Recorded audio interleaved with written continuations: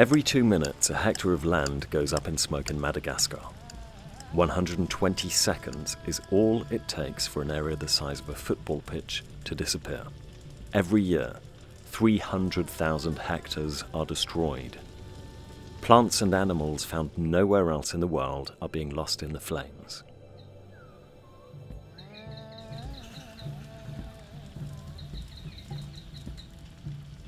It is an ecological and a human tragedy, as these forests are vital to the survival of millions of Malagasy people. So why is something so valuable being destroyed? Part of the answer is simple. Madagascar is one of the poorest countries in the world. Some farmers are just trying to survive, but they do not have enough land to cultivate, so they burn down a few hectares of forest to grow crops. But other unscrupulous people who have money have found a way to profit from it. They recruit farmers to set fire to hundreds of hectares of forest in protected areas managed by local communities. It is destruction on a grand scale. Let me explain the principle. Fire clears the forest without any effort, leaving soil fertilized by the ashes. This lets farmers do what is known as slash and burn agriculture. Is that a good idea? Not really, because the fire destroys the soil.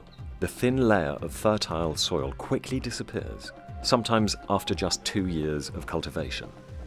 It is swept away by the rain to the sea, where the earth suffocates the coral reefs. This means empty fishing nets, barren land, and no wood for cooking. These are perfect conditions for a humanitarian crisis.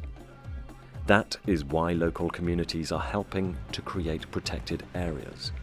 Alternatives to this destructive form of agriculture are being put in place.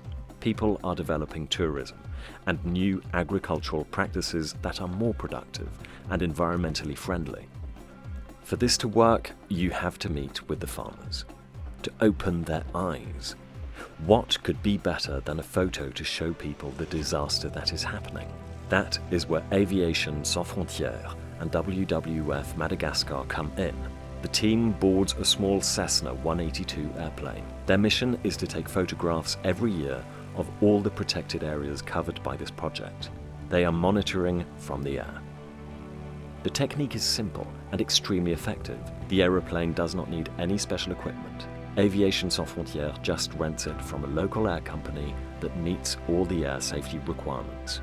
It allows them to fly higher than drones and cover much larger areas.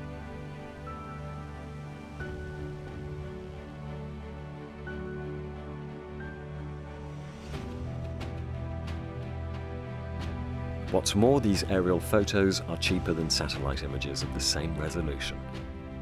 Here's an example. Let's go back to just before takeoff. Patrick and Todzu, the two photographers, are getting together the materials. It all fits into a small backpack. They trace the flight path using Google Earth. The route is made up of several sections spaced at 3-kilometer intervals. The itinerary is then transferred to the pilot's GPS, and all he has to do is follow it at a height of 700 meters. During the flight, the photographers take 3 photos every 3 seconds from the top down, using cameras that are also equipped with GPS. When they are back on the ground, they compare the photos with the ones taken the previous year or the most recent Google Earth images. They just have to use the GPS coordinates. When they observe that some of the forest has been destroyed, Patrick and Todzu indicate this on the photo. They find it on Google Earth and get the precise location. This data can be used to monitor deforestation over several years. The maps are then printed to guide ground patrols. The photos will be shown to farmers who burn forests. This is done by the members of the local community in charge of managing the protected area. This is where it is very effective to have oblique aerial images taken from an airplane window. They are more intuitive than satellite images, and they let the farmers see their landscapes, their villages, and their forests, as if they were looking down from a hilltop. This lets them understand the scale of the damage. So photos are useful tools for dialogue with farmers. They are also useful for raising awareness among the public and political decision makers.